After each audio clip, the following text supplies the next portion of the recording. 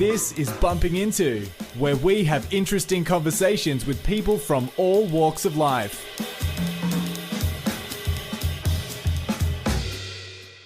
Hi everybody, welcome to another episode of Bumping Into. I am your host, Francis Populin.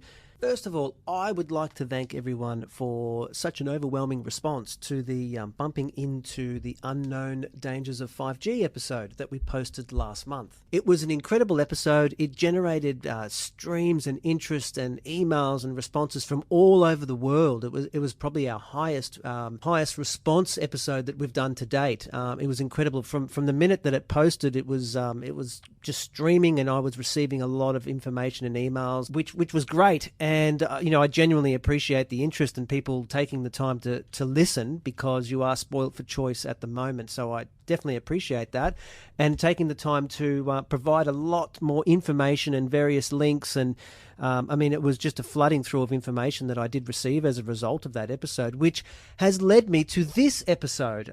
So one of the people that I managed to bump into is Victor Leach. Now, Victor has worked as a radiation health physicist for over half a century in both the private sector and public sector, with several Commonwealth and state government departments. Victor was a foundation member of the Australasian Radiation Protection Society in 1975. Since taking up that role, he then became the University Radiation Safety Advisor at QUT in 2006, and has become increasingly interested in the standard setting of non-ionising radiation used by the communication industry compared to the setting of ionising, which is X-ray radiation standards. He's now published several articles in national and international scientific journals around the inadequacies of the current guidelines. He's an advocate for the precautionary principle to be applied and more detailed consumer warnings on mobile phones and Wi-Fi. Victor is also one of the founding members of the Oceania Radio Frequency Scientific Advisory Association, Incorporated. A lot of information and a lot of words there, but the reality is Victor is a specialist in radiation, and he has extreme concerns over the standards. I think it's worth clearly pointing out also that everything in these episodes are clearly just the personal opinion of the guests. This is a natural conversation recorded with people that are typically experts in their field and presenting their personal opinions. There's certainly nothing derogatory intended or any malice intended towards particular companies or individuals. And in today's hypersensitive world, it's unfortunate, but I do think we have to make that quite clear. This episode, if you're listening to this without having heard the first one, that's perfect, because this one lays the groundwork and the foundation that is going to make any others that come much more easy to understand. This is a fantastic episode for bringing it all back to basics and understanding how these current guidelines are set. When people tell you that they're safe, this talks about what those tests were, how they were done, and when they were done. And you can bring that into today's product and marketplace and decide for yourself if you feel that that's adequate. The first episode I did is probably more suited to coming in after this one. So it's great if you haven't listened to the other one with Professor Darius Lazensky, because this is going to be the one that will lay the perfect foundation for you to go deeper. Now, Victor is a specialist in radiation, and as mentioned, he's got grave concerns over what tests were done and how long ago they were done that is deeming the phone that you're putting up to your head today as being safe. We still leave a bit that I wanted to go into unexplored, I guess you could say. I've still got an interest in going into the biological effects and if there are any supplements and measures you can take at that level that can reduce it. The big thing to understand is that there are concerns, that the scientific world is split. When you've got that happening, you have to pull back and err on the side of caution, I believe. So there are concerns. And the thing is, we can't opt out. So it's not like when the WHO declare a certain food as a possible carcinogenic, you can opt out of eating that food. You have a choice. We don't have a choice. We are being bombarded with Wi-Fi. It's in our schools. It's in our offices. It's in our homes. Everyone has a mobile phone. It's being used at a higher hourly rate more than ever, which we go into in this episode when those standards were set, what the time limits were, which I think you'll find quite amusing and compared to today's current time standards. That's what I think is the big picture, is you can't opt out of this. You can't opt out of exposure. When you can't opt out of something, you should be given a far more detailed and methodical process to prove its safety and err on the side of caution. Make your own mind up at the end to see if you think that's happening. That's where this episode goes. I've been approached by other people as well to do other podcasts on various sectors around certain aspects of this issue and concern. So this isn't probably going to be the last one that we bring to you on the whole EMF subject, hopefully. But this is a great one to get your head started. So let's head straight into the conversation that I had recorded with Victor. And please do stick around to after the conversation's finished, because I am going to mention a few links and I'm going to post a whole bunch of stuff on the page, various links, various reports. There'll be a lot there for anyone that wants to go deeper, look a bit more into it and make their own mind up. And I will catch you on the other side. Well, Vic, thank you very much for agreeing to come onto the podcast show. I really appreciate your time, and hopefully we're going to touch on a lot of broad-based information and bring that next part two, I guess you could say, to the first podcast that generated a lot of interest around the world. So let's get started with telling me about your professional background and then how that led into the interest you have into the mobile phone safety concerns and industry. Yeah, well, so thanks, Francis, for inviting me along to talk about this area. I think it's very important. My background is, like a lot of my colleagues in radiation protection, really in the ionising radiation space, that is X-rays and gamma rays. We don't have many jobs in this area of non-ionising radiation. Now, let me try and explain this a little bit. Ionising radiation is X-rays and gamma rays, and non-ionising radiation is basically wireless communication, UV, and the standards were set on the basis of heating for this wireless radiation. The standards is actually set on the basis of heating. Towards the end of my career, and I've had over half a century working in radiation protection, I took a job at the Queensland University of Technology as the radiation protection advisor. What happened was, a lady came into my office, a young lady. She was probably in her mid-20s. She was doing a degree. And she said, "You're the radiation protection advisor. Can you explain to me, is it possible the tumour I've had removed from my breast as a result of me storing my mobile phone in my bra?" And I said, "Oh, look, I don't really know. This is sort of new ground for me." And I'm going back, this is like 2011, 2012.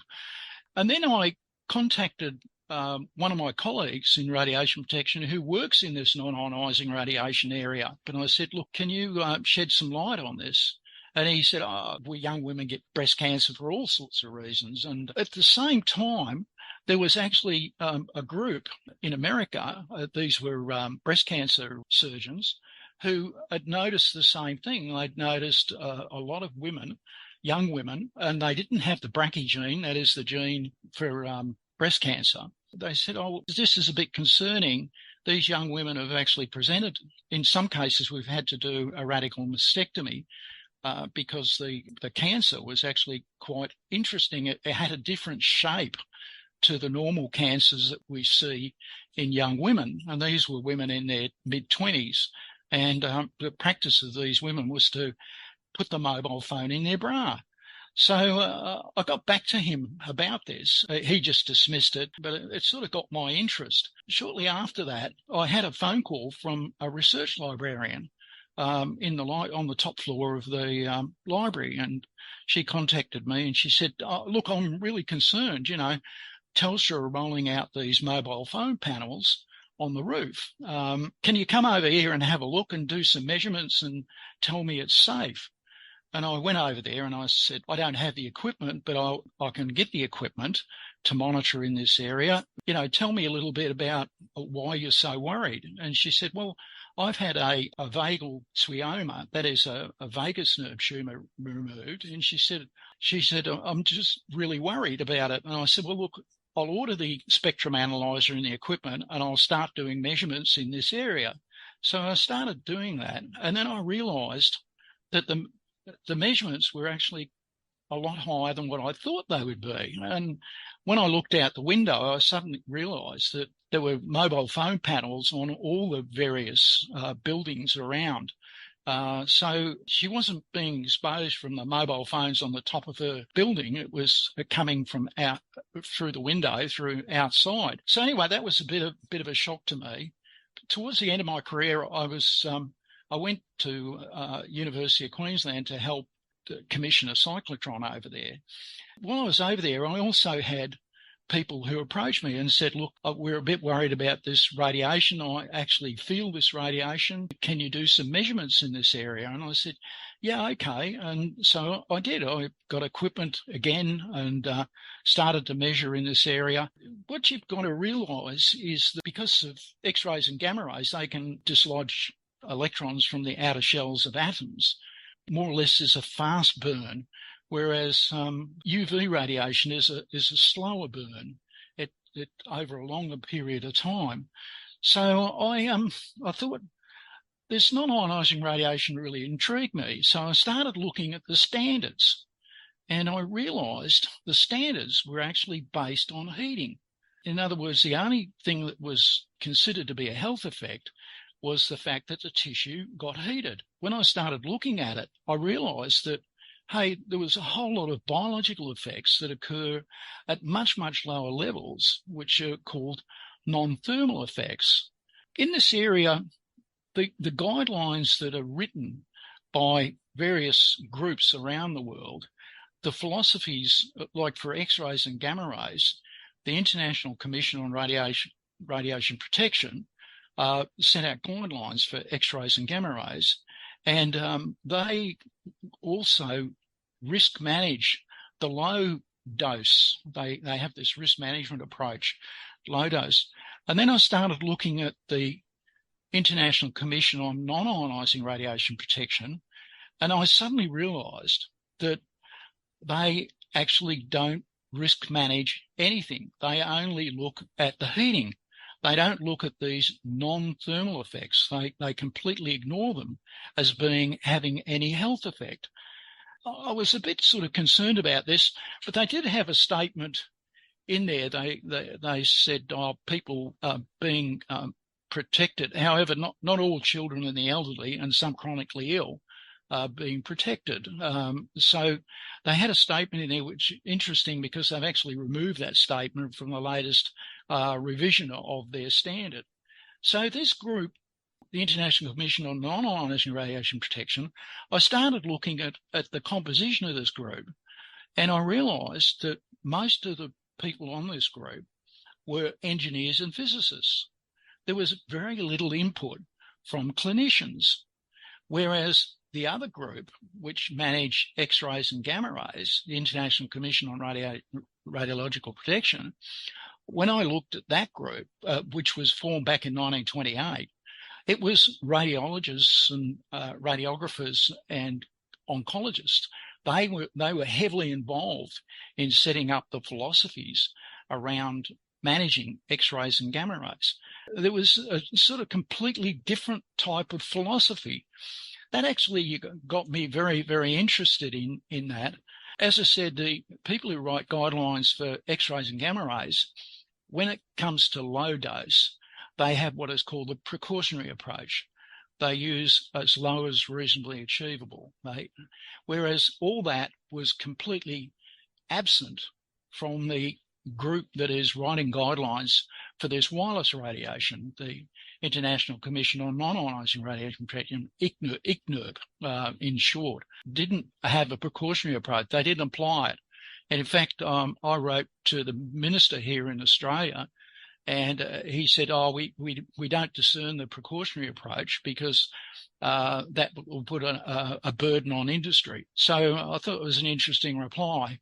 Waiting for established evidence of harm is not a recognised risk management approach. So that these guidelines, which were written by ICNIRP, are picked up by APANSA, as the Australian agency in this area.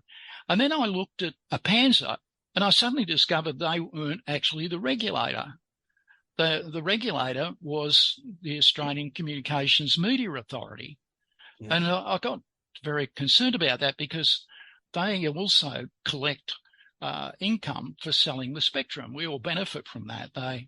But they selected the APANSA standard as their standard. And I thought, well, hang on, wait a minute, that's the least protective standard. It's basically based on heating. It's not based on, there's no risk management approach in there. All these non-thermal effects are actually being ignored. I thought, I've got to look into this a lot deeper. You've got to go back to the beginnings of mobile phone. The European Union decided, you've got to remember this, that Nokia in Finland and Ericsson in Sweden, this technology rolled out first in the Scandinavian countries. Oh, okay. So the EU, they said we should do some testing to show that this is perfectly safe. So they commissioned a $3.1 million in vitro study, 12 research groups in 7 European countries. And in fact, Darius Levinsky, who you had on the show just recently, he was actually in one of these research labs. And they said, oh, look, this exposure is going to be very low. It's low dose. It's not really going to damage DNA. It can't do that. There's not enough energy to knock electrons off atoms. We're not these experiments. We're not going to find anything. So they did the experiments, and to their surprise, they actually did see DNA damage. And they thought, how could this be? There's not enough energy. But it was doing it through another mechanism, and it was through the mechanism of production of reactive oxygen species. So I'll try to explain that a little bit. What happens is you breathe in oxygen. Your cells do the same thing. They burn glucose, and as a result of that process, they also produce what are called, it's like a rubbish that your cells have to deal with, these reactive oxygen species, and your body has to remove that. So the production of these reactive oxygen species actually will interact with the proteins and cause DNA damage. So that was a real epiphany to them. And then I started looking into it a little bit deeper. This was 2004. They said, oh, they've done their experiments wrong. There's 12 research groups, and they've all done it wrong. And so the industry attacked Professor Franz Adlerkoffler, who was the research leader in this area. They said, oh, you've fudged the results. And of course, that wasn't the case at all. So the attack became very personal, and it went on for a number of years. And in fact, one of the attackers was a biological scientist called Lurchel, and he attacked Franz, very maliciously attacked him. It's interesting that he now talks about it being, this radiation as being a tumour promoter. And also there was a court case over the attack on him. He's now passed away. So that was 2004 that they found out this, and they sort of mentioned it to groups like ICNIRP and said, look, you should be taking this into consideration in setting your standards. But no, they completely ignored it. Yeah, at about the same time, they actually said, we'll do an epidemiological study. We'll do a disease study. It was called the Interphone study, and came to the conclusion that there wasn't any link between the brain cancer patients and the use of mobile phones. Now, you've got to remember that back in 2004, most mobile phones were being used by business people. They were quite expensive. When they did the study and the assessment, they were talking about people who used a mobile phone once a week. They were very low usage rates. Yeah. Yeah. So it was really quite quite a different era in mobile phone use. But when they looked at the heavy user group, this was the group who used mobile phones up to their head for more than 30 minutes a day, they started to see risk factors appearing at the 5-year user mark, and particularly at the 10-year user mark. So they said, look, this is not conclusive evidence, but we're a bit concerned about the fact that we're seeing these risk factors appear. Just after that, the French also did a case control study in 2004, 2006, CERNET, and they came to the same conclusion. Casual users, it wasn't a problem. You didn't see the risk factors. But when you actually they came up with 54 minutes a day. People who were using mobile phones up to their head for more than 54 minutes a day, the risk factors started to appear. And they looked at the various occupational groups, which was quite interesting. The response to that was the telcos said these studies are flawed. You're asking these people how long they used a mobile phone a day. People don't recall that very much. You didn't link it up what the operators say the usage patterns were. A new study was undertaken called the CMOS study. Then what they found was that, in fact, people did actually recall usage, was very close to the actual telcos reported usage figures. But the unwanted effect that they discovered, 14% of the people who said, look, I get a hot ear, I get a headache, there was these reported health effects that was actually something that was not predicted as a result of mobile phone usage. So the CMOS study, in a way, highlighted we shouldn't be focusing completely on brain tumours, be it gliomas and megagliomas and acoustic neomas and these sort of rare nerve tumours. Well, we shouldn't be focusing on that. Maybe we should also be focusing on the health effects, that is headaches, etc. The interesting thing then was the US National Toxicology Group asked the National Institute for Health to perform animal studies. Now, this was back in 1999. That study really didn't get underway until 2015. Those animal studies, we use animals for drug testing. We test for carcinogenic agents. This is standard procedure, but it took a long time before these studies got underway, and was concluded in 2018, just 5 years ago. The fact is, those studies showed in the male rats, particularly, because these were whole body exposures, and the exposures weren't at the ICNIRP limit, weren't at the heating limit. They were actually at a limit much, much lower than that. So they were looking at what they call non-thermal effects. They were looking at much lower levels of exposure, looking for these biological effects which would result in cancer in the animals. And they had clear evidence that these cancers in the hearts of the rats were the swioma cancers, which were tumours which were formed by the outer lining of the nerve sheathing.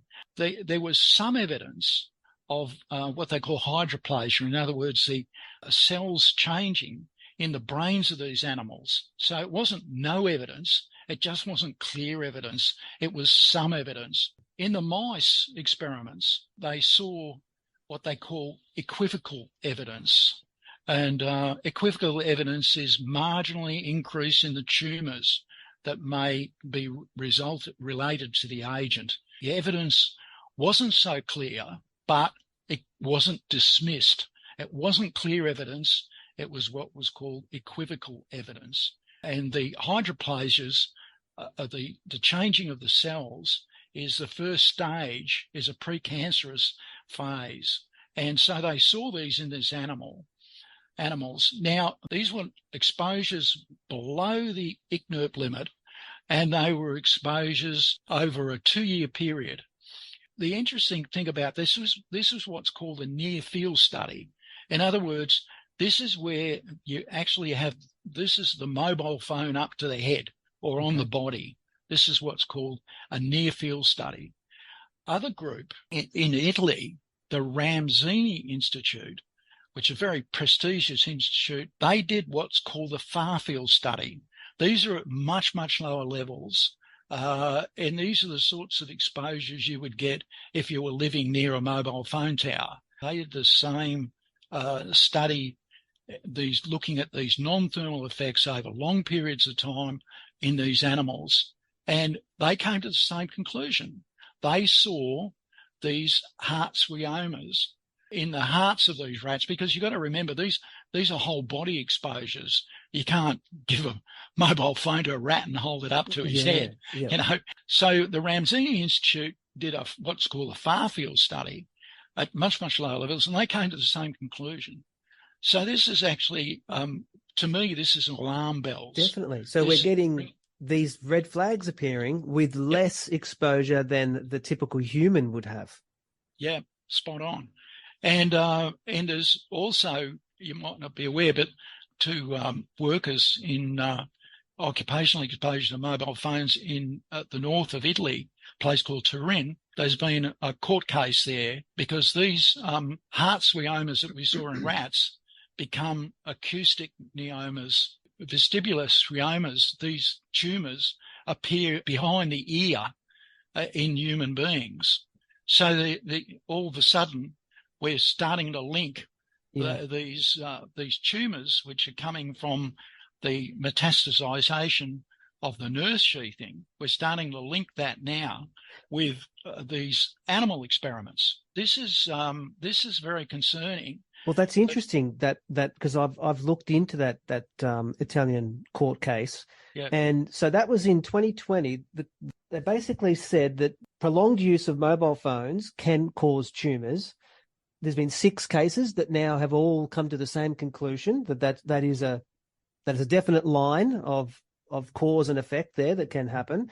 The Italian judge said, roughly to quote what he was saying, or not to quote exactly what he was saying, that studies provided by the defence which denied a link were mostly industry funded and should be given less weight, which that, in real world sounds perfectly practical and common sense rich.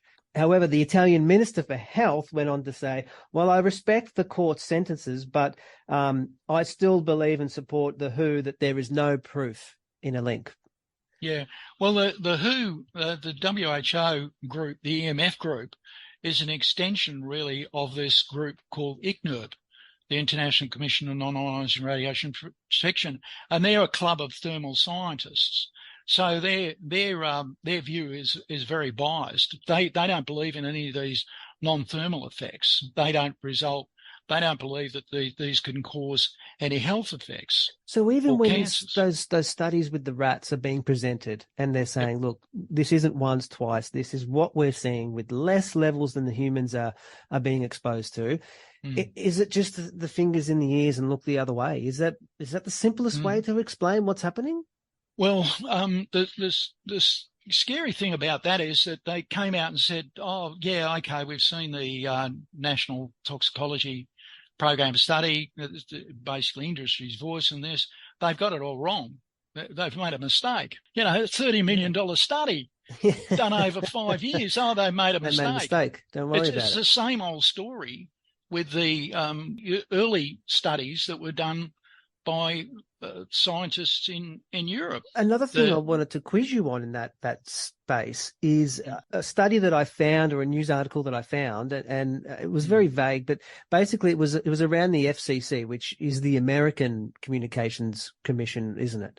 Yeah, they're the same as the Australian Communications Media Authority. Right. So in 2019, they released a statement that said, we will look at the exposure limits for mobile phone limits set in the 1990s. Now, for one, that implies that the limits that they are using in 2020 plus is based on the limits that were tested in 1990. Worlds apart in mobile phone use and exposure of the real world. So that's one thing that's concerning.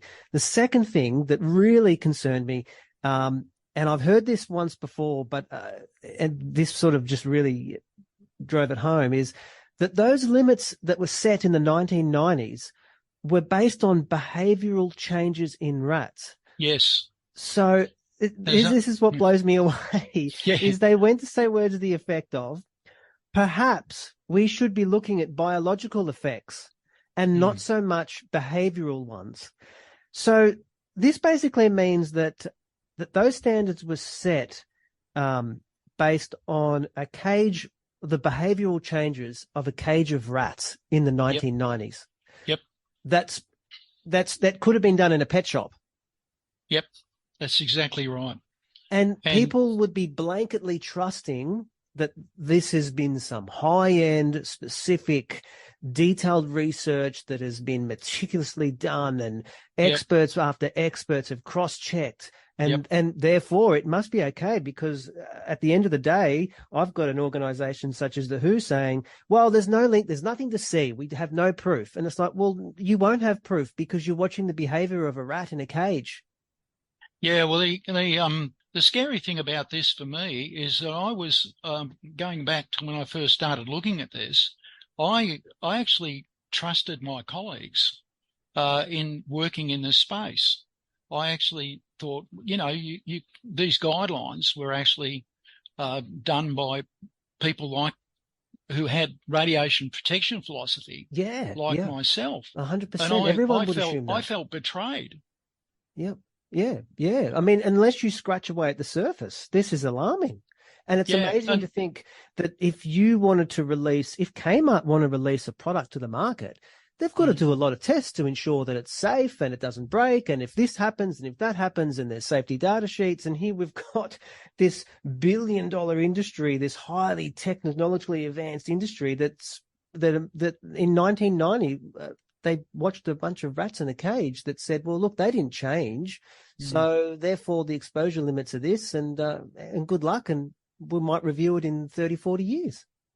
Yeah, there's a scary thing in Australia. As I said, the Australian Communications Media Authority selected the APANSA standard. Now, you've got to remember that APANSA is actually a Commonwealth regulator. They regulate departments like the Health Department, the Defence Department. So the Health Department, the Animal Health Laboratory down in Geelong, they do fairly risky research. So they've got to have a standard that has maximum room to move. So standard is not applicable to 24/7 exposure of human beings. Yeah, it's just not applicable. You've got to have big risk factors in there to dilute the actual levels. Look, it became a real shock to me. And as I said, when I go to the Australian Radiation Protection Society conferences and I present papers on this, a lot of my colleagues come up to me afterwards and say, look, I haven't really looked at this, but hey, this is a bit concerning. They're a bit flawed as well, because they're not working in this space. They haven't looked at this in detail. They're working with X-rays and gamma rays. They're working in a hospital. They're doing therapy work on people with tumours in their lungs. Or the jobs in this area are very few. And in fact, the only telcos going back in the 1980s, the telcos employed Telstra employed a occupational health physician in this space. And then they had a physicist working. They had a small section in Melbourne looking at the effects of wireless radiation, and they didn't like the answers they were getting from the doctor, the medical person. They disbanded that. So it's actually very, very concerning that a lot of the research that we've been doing in Australia, as by Wollongong University, in particular, Rodney Croft, who started the research, are these provocation studies. We've spent millions and millions of dollars on provocation studies where people get put in a room. They either have a EEG, they measure brainwave patterns, or they measure heart rate, ECG. They get put in a room. They switch on the antenna and they say, "Do you feel it?" I know, it's incredible. these are sort of crappy studies. But we've spent down in South Australia, a researcher down there was commissioned to do some animal studies, and at the end of the research, she said, "Oh, look, this is very interesting. We've actually seen these biological effects. Look, I'd like to extend this study." Because it's being funded by the National Health and Medical Research Council. I'd like to extend this study. And they said, no, there's no more funding for you. That sort of behaviour is unbelievable. I watched a show on the ABC with Dr. Karl. And Dr. Karl said, it's all low power. Look, it's nothing like the sun. The sun, the power density associated with comes to Earth is 1,000 times greater. And that's true. But what he didn't say was this is totally polarized radiation. It's very different from what comes from outer space. In fact, the sunlight, when it falls to Earth with lots of different colors, and it's unpolarized. It's not polarized. It doesn't add up. And so when it falls to Earth and reflects off a surface like glass or the water, you have to put glasses on, don't you? Because it's now become partially polarized and it stings your eyes. So you put on polarized glasses. Right. Now, what we're doing in this space, when we do that, when we take, say, a single frequency and we polarize it, we've now made a different sort of light. That light we call laser light. Okay. And this is what we're doing in this space, in this RF space. We're producing these highly polarized signals which can constructively and destructively interfere with one another. So you left that message out, or we didn't understand it. I don't know. But I like Dr. Karl, but he hasn't presented the true picture. And I don't think he's really looked at the science as well. But the interesting thing about that, at the end of the talk, he says, we should all go and drink green tea. Now, why do you drink green tea? Because green tea is a strong antioxidant. It helps get rid of these reactive oxygen species that our body produces. So why did he say that at the end of the talk? So he really did know that this was having a biological effect. And he was telling you to drink green tea because that was an antioxidant, which helped get rid of the reactive oxygen species from our body, was assisting our cells. And it's worrying because a lot of people blanket trust, national broadcaster, famous identity, soft-natured, nice guy. He seems intelligent. He said it must be fine. I've heard what I wanted to hear, so I'll keep doing what I want to do. I've got a friend of mine who, quite an intelligent guy, but very much subscribes to the official government narrative. And if Dr. Karl said it on the public broadcaster, then it must be true. Why is everyone so worried? It's interesting because on the other side of the spectrum, you've got when the Catalyst program got into strife, they were labelled as being too one-sided to the possible risk. So let's fire the staff, cast and crew, get rid of them. But Dr. Karl can say that everything's good and rosy and not even have a percentage of doubt left in someone's mind that maybe we should be looking. Yeah, that philosophy isn't part of our radiation protection philosophy. Where we have plausible risk. Like a lot of my colleagues in this area in radiation protection haven't really looked at this area in great detail. They're taking the guidelines which are being presented by this group in Germany, ICNIRP. They're taking those guidelines as being gospel.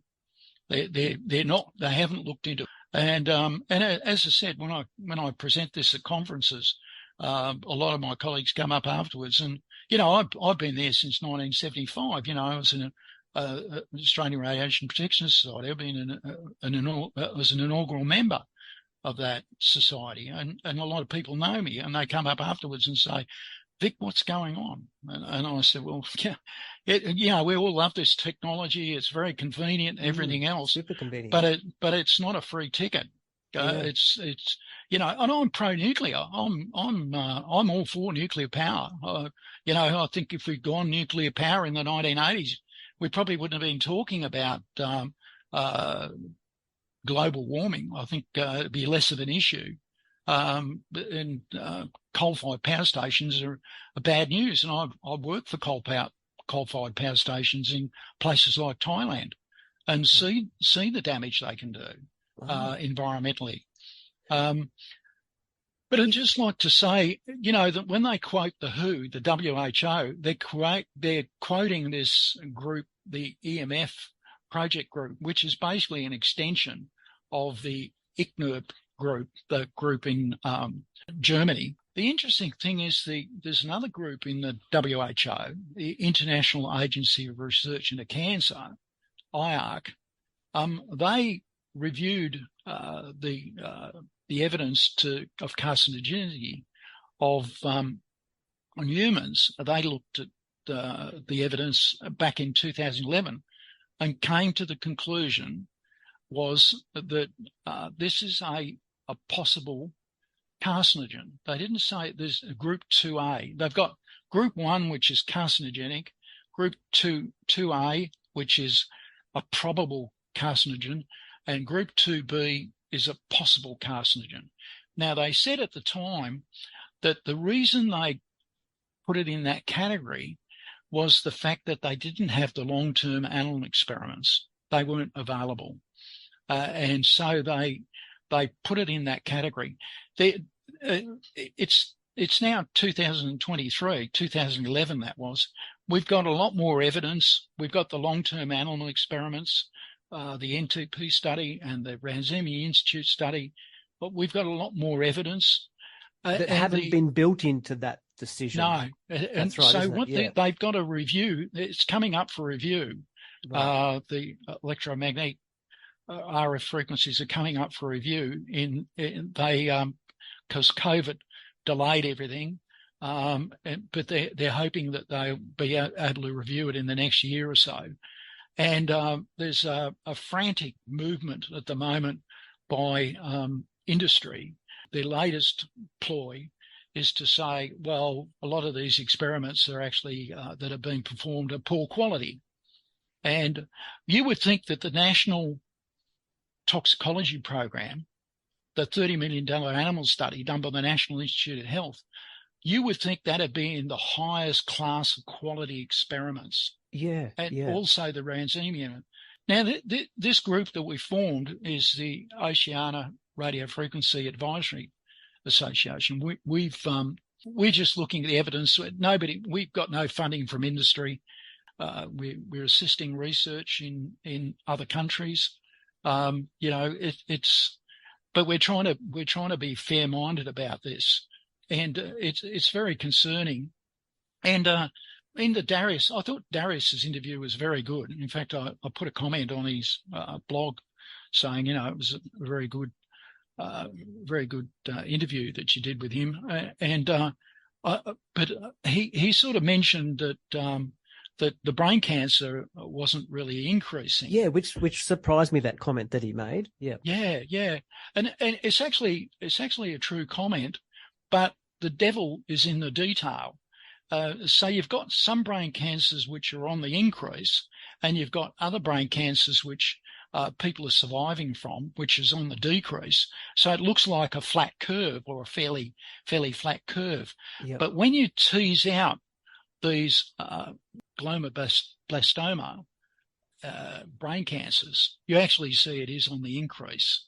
And you also... And of the worst kind, isn't it? That's the worst type is increasing. Well, if you get a glioma or a glioblastoma multiforme, you're probably only going to live for about 18 months if you're lucky. The minute it's just sort of like it's a death sentence. And both Denmark and England, when you look at that particular cancer, has been on the increase. Now, I didn't see any data on those acoustic neomas, those benign tumours. I haven't really looked at the data on that. But they also, in America, they've seen those particular cancers sort of increase.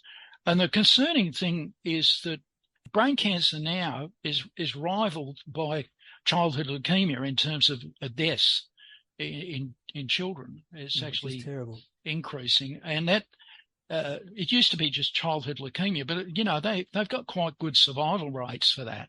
But these brain cancers amongst kids, the survival rate is very poor, and so the deaths now you're seeing from childhood leukemia and the deaths you're seeing from brain cancers, these GBMs in children, are now on a par.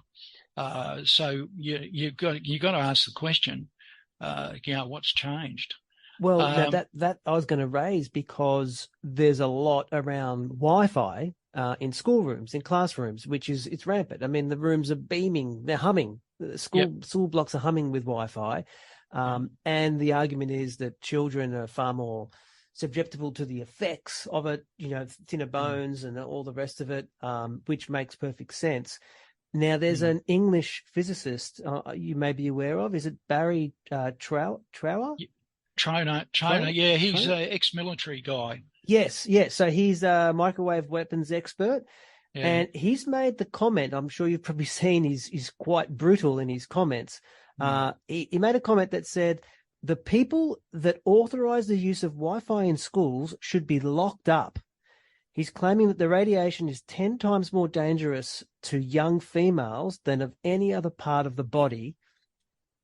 He's saying that it's damaging the ovaries, and the effects will take place over the next 30 years. We're going to see generational impacts as that child has another child and so on, due to the Wi-Fi in these classrooms. I mean, that's a bold, harsh statement from someone. Yeah, I don't sort of particularly subscribe to a lot of the things that he says.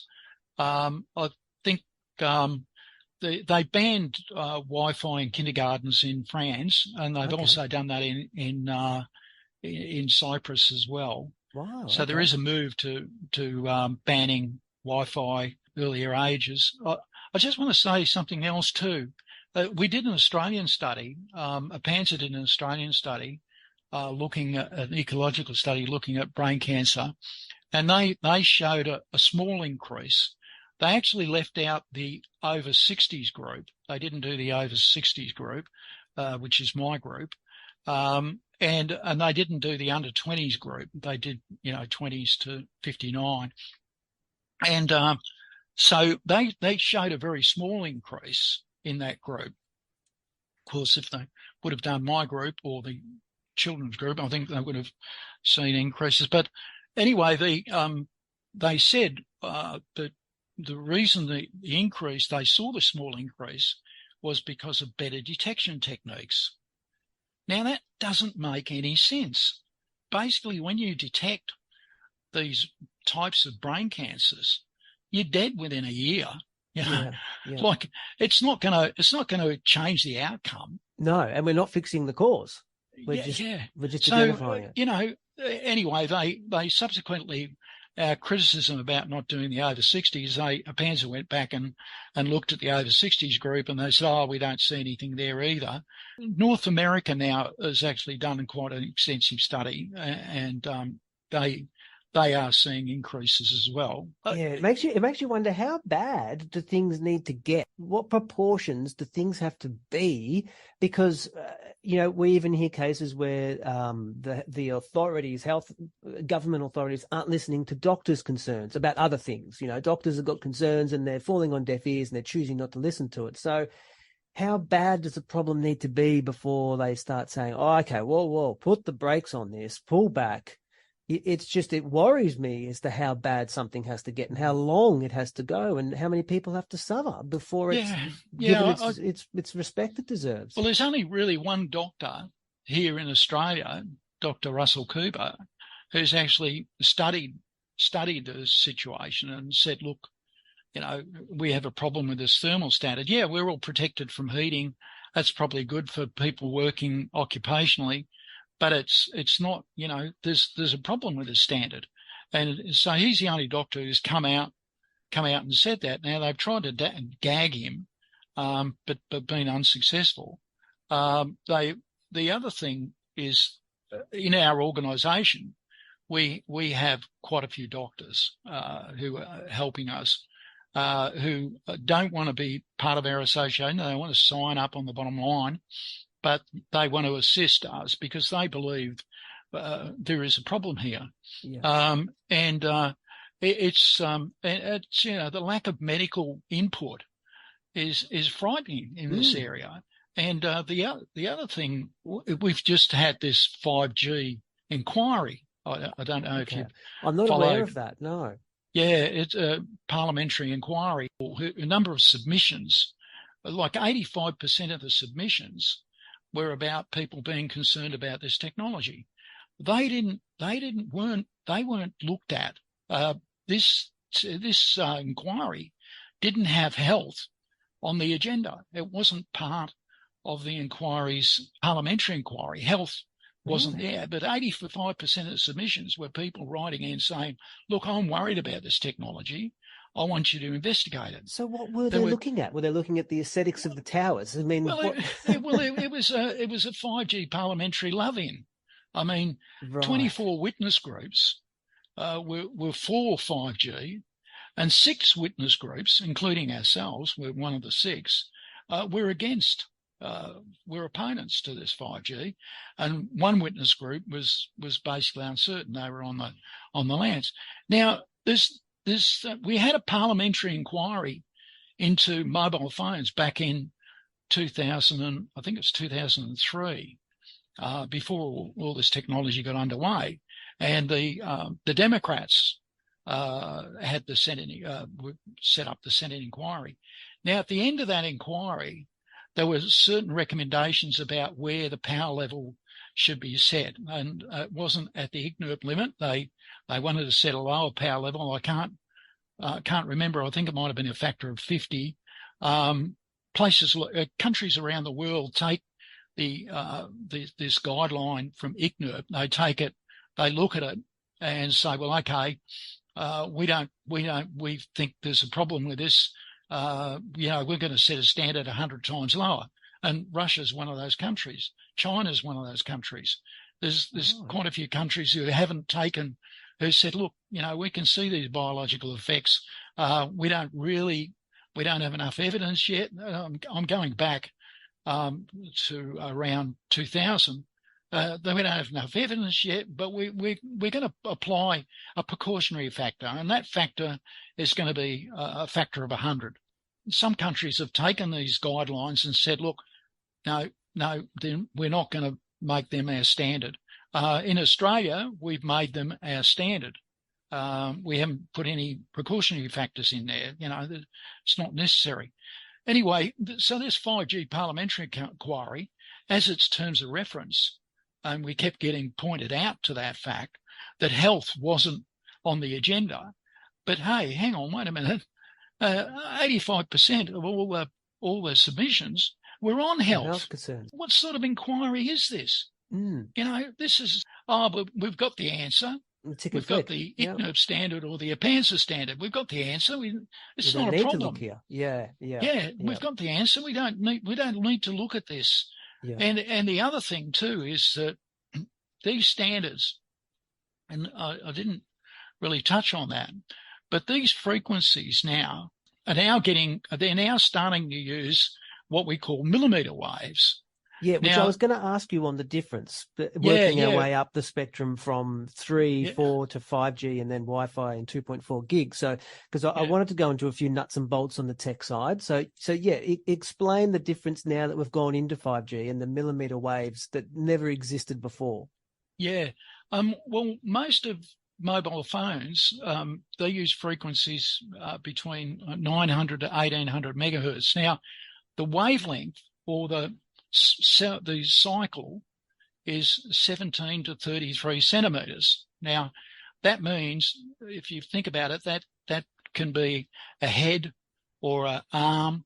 So when you stick out your arm, you're actually you're an antenna, right? Yep. For these frequencies. Your head is an antenna for these frequencies. Now, the thing about the power transfer from the wave to the object is related to the size of the object. Now, if the object is half the wavelength, you actually get maximum power transfer, maximum energy deposited in the object. So when you're going to these millimeter waves, you're now looking at objects that are the same size as something millimeters, and of course that's insects, that's bees. These millimeter waves, the energy that gets transferred into the object is going to affect the insect populations, and there's quite a few papers on that. So we don't really know what the environmental effect is going to be. And as I said, there's alarm bells are ringing. I've just noticed a Panzer now said that they're going to look at the data, look at the papers in this area, and see whether the insects are going to be affected by these millimeter waves. They've just released a new paper in December saying they're going to look at that, and they've set out the criteria for looking at that, which is good. It's a real concern. So we've identified risks: brain tumours, other cancers, cardiovascular disease, diabetes, neurodegeneration, mental illness, pregnancy complications, immune disorders, infertility, sterility. There's lots of studies saying, hey, don't put your mobile phone in your pocket next to your boys. It's not a good idea. Chronic illness, nuisance effects, sleep disorders. We've identified all these risks. So having identified all those risks, how do we modify the standard to take into account, what level are we going to set? Are we going to keep to the heating standard, the cooking standard? Are we going to do that? Or are we going to take a precautionary approach and go to a much lower standard in trying to protect our citizens? From a technology point of view, if you're given an open platform and an endless budget, is there any way to make this equipment safe? Is there a way that you could operate it on a different frequency spectrum? Yeah, that's a very interesting question you've raised there, because there's a guy a researcher there's two researchers actually been publishing now for quite some time in Denmark, and they've been looking at the frequencies that are being used. There's a very small number of papers that actually show that there's a possible therapeutic effect of radiation, of this sort of radiation. There's a lot more papers on detriment, but there's a few papers now, and they've been looking at the various frequencies that are being used, and they've discovered that there are frequency bands which are beneficial and frequency bands which are detrimental. And this actually comes back, they've done a lot of work on this over a number of years, and it comes back to what is called resonance, and there's also an Australian researcher actually in America who's looked at the effects on the microbiome. In other words, on our skin we've got lots of microbes, friendly microbes that are there that work in harmony with our biology, and he's pointing out how this can be disruptive, and the resonance effect. That is, I don't know if when somebody's got you get a glass and they put it on the table and they get the fiddle and they strike a note, and the glass breaks. Well, that's what's called resonance, and that happens also with this with the various frequencies. Is that they depending on the length of the protein chain, be it DNA or you get these resonance effects which break the chain. And so it's important. You can actually select frequencies which actually don't have a detrimental effect. Now, they've been studying this. Yeah, it's interesting you mention that, because a lot of people don't mention. Now, they've been doing this work now for a number of years, and and industry are basically just ignoring them. But I think it's very important work, and we should be looking at this. Oh, absolutely. I mean, the convenience of the technology, it's not going to go away. So we have to look at either modifying the range that it operates on, or modifying the equipment. We've got to look at doing other things that we can live in harmony with it, rather than wage a war between it. Yeah, exactly. And the other thing too is that lower frequency, because we're an animal that's evolved on this planet, we're actually attuned to the lower frequencies, which our brains work on 8 to 12 hertz. These are very low frequencies. Yep. So we're very attuned to low frequencies. So a lot of the signals that are being produced by mobile phones, and we're now moving to this 5G. A lot of the frequencies are low frequencies. They're embedded. It's pulsing.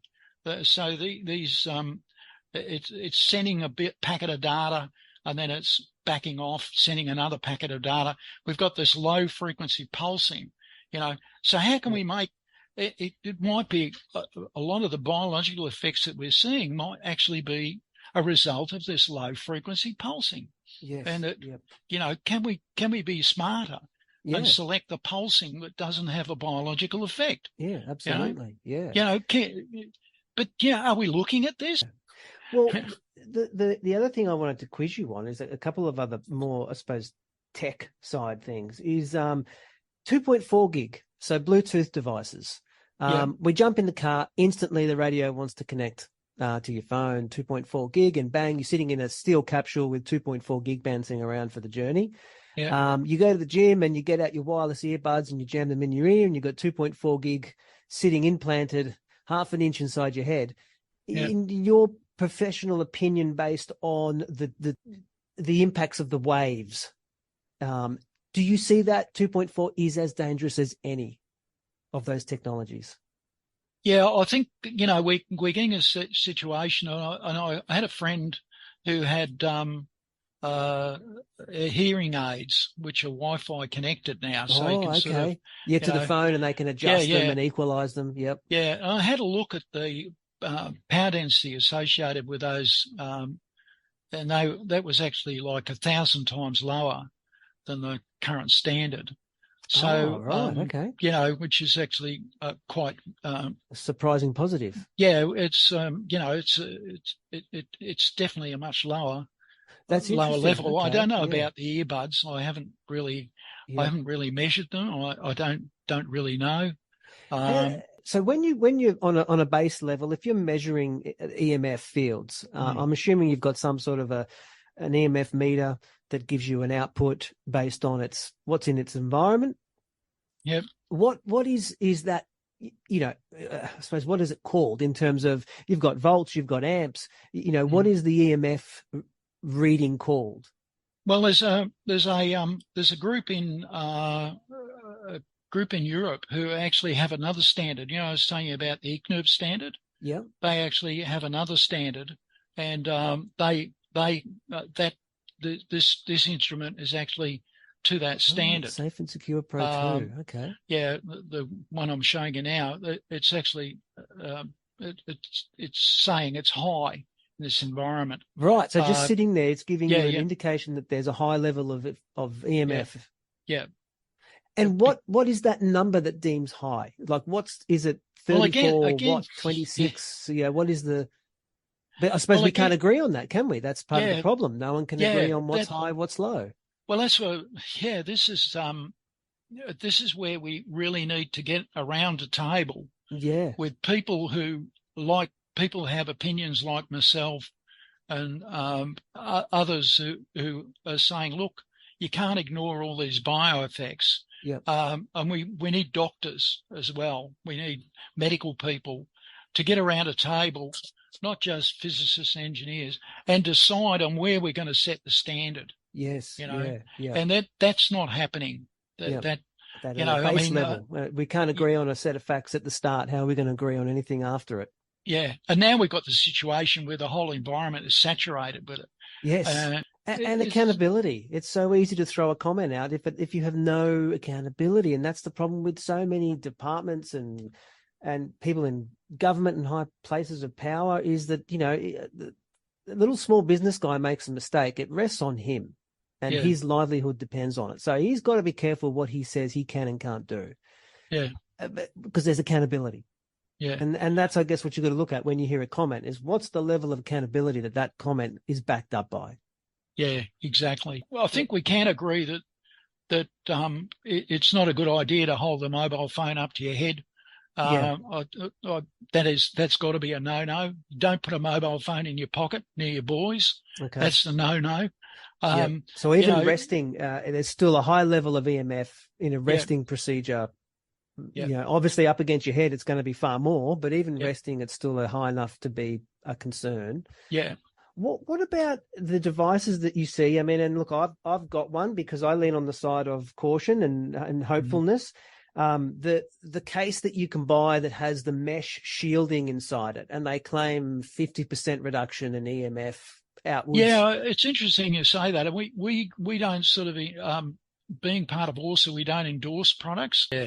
The other interesting device is the metal, like a mesh type shield bag that you put over your modem, and it's supposed to soften the output of the Wi-Fi. Obviously, there's no way to test that because most people don't feel a direct, take the bag off, put the bag on. But what I do notice, I've tried that bag myself, is that as soon as I put that bag on, my Wi-Fi reception halves. Yeah. So whether or not it's helping or it's just making it harder for it to do its job, but there is an impact in having that bag sitting over the top of the modem. I mean, look, my theory is that I wanted a case for the phone anyway, and if I can get one that hopefully does reduce it, then you're one step ahead. That's all you can sort of take from it. Yeah, I think the important thing is to keep these devices at distance. And the other thing too is that a French researcher has tried to look at biomarkers. What markers in these people who are electrohypersensitive, do they have specific biomarkers that we don't find in people who are not? So he's been doing that sort of work, and and Dr. Cooper down in Hobart has also been doing that sort of work as well. Yeah. So the conclusion is that there does appear to be specific biomarkers which are that these people have that normal people don't have. People aren't sensitive, don't have. The thing that really concerns me is that they've decided to put Wi-Fi in nappies. Oh, so, geez. I mean, that might be all right for little boys. Oh. Their sperm isn't there yet. But do we need it? But girls, all the eggs are on board. I mean, Wi-Fi in nappies. Do we need it? Yeah, exactly. And so where's our authority, like a panther, coming out and saying, hey, that's not a good idea, having Wi-Fi in nappies. We think that's a bad, we should ban that. Just like we ban UV solariums in Australia. Exactly. Yep. They were talking about putting Wi-Fi chips in the skin, under your hand. We put a chip in there. And there'll be people that'll line up for that. There'll be people that'll see that as a measure of convenience, then they'll be lining up. Yeah, and they'll so be able to wave their hand against the car door, and the door would miraculously open. And then you turn up somewhere and your license is on it, and everything is in that. Yeah, in the chip. Yeah. When they get a cancer as a result of having that chip in their skin, we shouldn't have done that. No one's accountable. Again, no one's accountable. And who did they interview to put the chips in the body? A tattooist. Yeah, sure. I'm happy to put the chip in the body. Yeah, that's another thing I can put on the window out the front. Yeah, exactly. Yeah. I thought to myself, we're in the mid-50s. They had a machine where you stood on the X-ray machine in the shoe shop, and you could see your foot inside the shoe to see if it was fitting right.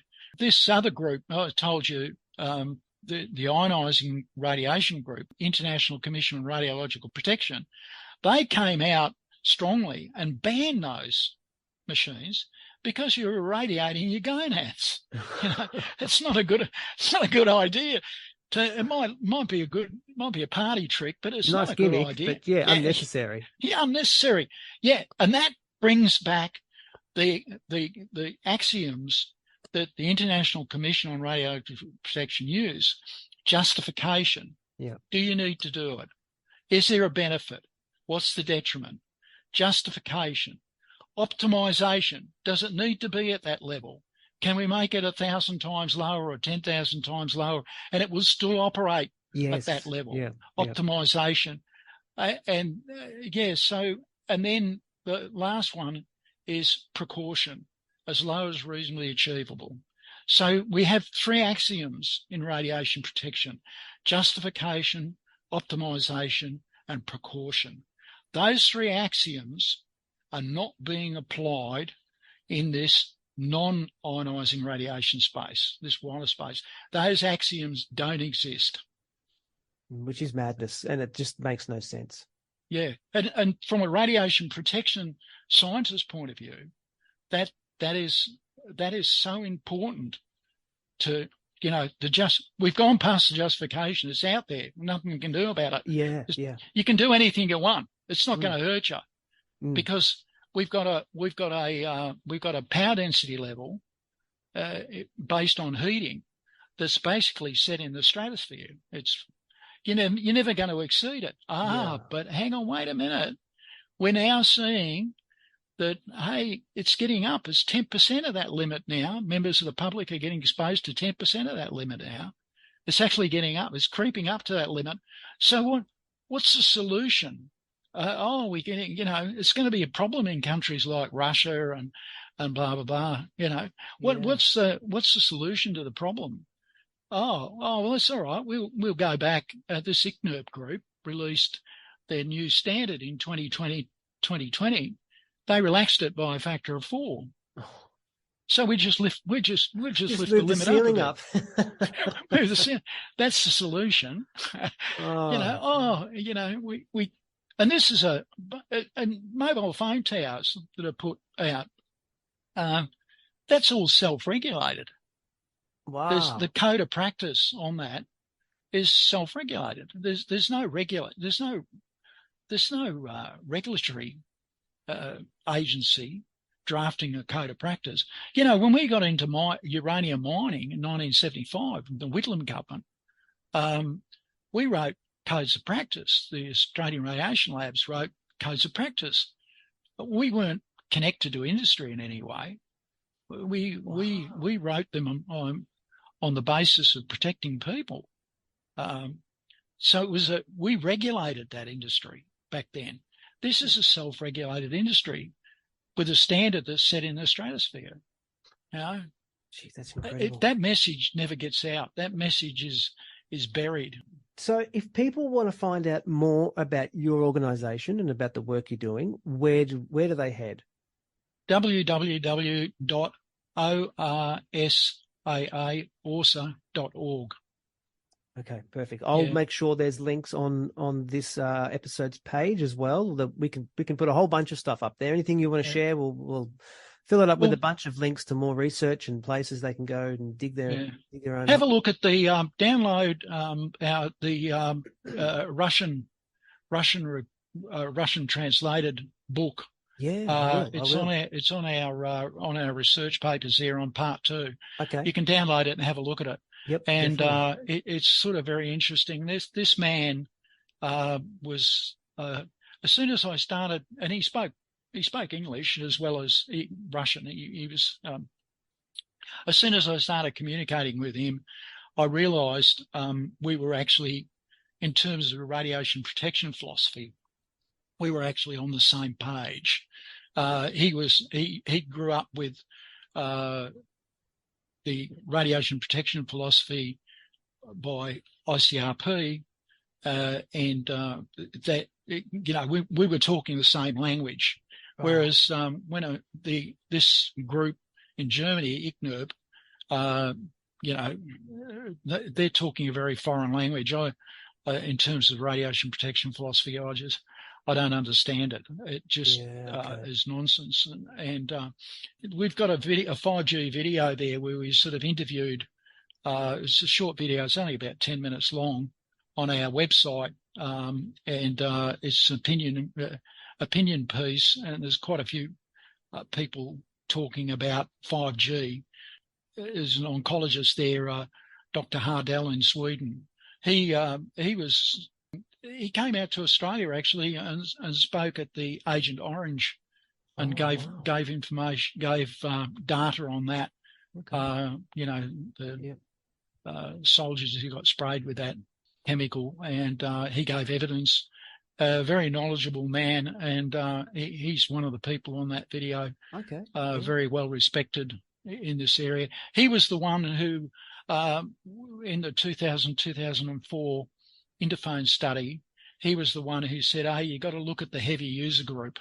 Yes. You got to look at them separately. You can't have somebody using a mobile phone for once a week mixed in with this guy who's using a mobile phone for more than 30 minutes a day up to his head. You can't mix that in. Yeah. You've got to tease that out." So he actually got the data and teased out the heavy user group stuff, and he said, "Hey, there's a problem here. This is risky technology, and risky technology should come with consumer advice." Is there a risk with, what do you want to call them, the pads that they have on the towers, going rogue and just broadcasting at, thousands of times power that it's meant to be doing? Like, is that a thing that can happen with this equipment? It can fail and just pump out masses of signal that it shouldn't be? Yeah, that's very interesting. There's been quite a few people like the chap you mentioned earlier in the UK, the weapons expert, Bernie Toner.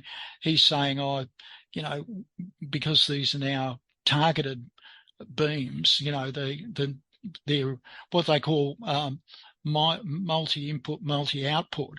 They're actually focused beams now.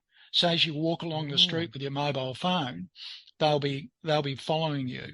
The interesting thing is that the new mobile phone cases, there's a lot of, they think they'll probably have to be ceramic rather than metal, because otherwise the signal won't get out. It's going to be attenuated too much. And that's the problem with the millimeter waves. They're attenuated more in air.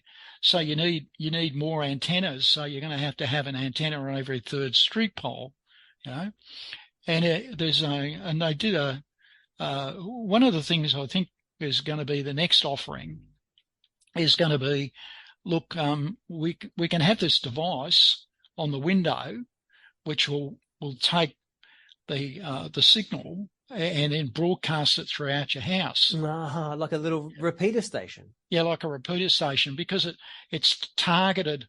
It's a targeted beam, right? And because it's high frequency, it gets attenuated. So we need a way of relaying that information inside the house. And I noticed Verizon in the US, they've got like antennas on the top of the roof. So these street pole antennas transmit to the one on the top of your roof and then broadcast it throughout your house. Well, that's been fascinating insight. I've enjoyed all your information, thoroughly enjoyed it. So thank you very much for donating your time to come on and tell the story and provide the information and explain the risks that people aren't being otherwise elsewhere told. Yeah, thank you, Francis. It's been a pleasure doing this, and organisations like yourself who are prepared to listen to an alternative view is very comforting. No, look, I'm glad I'm able to provide that platform and just be here as an independent source of information for people that want to scratch away at the surface. I mean, that's what it's all about. It's just doing your own research and finding it balanced and fair and wherever you can. Thank you, Francis. All the best.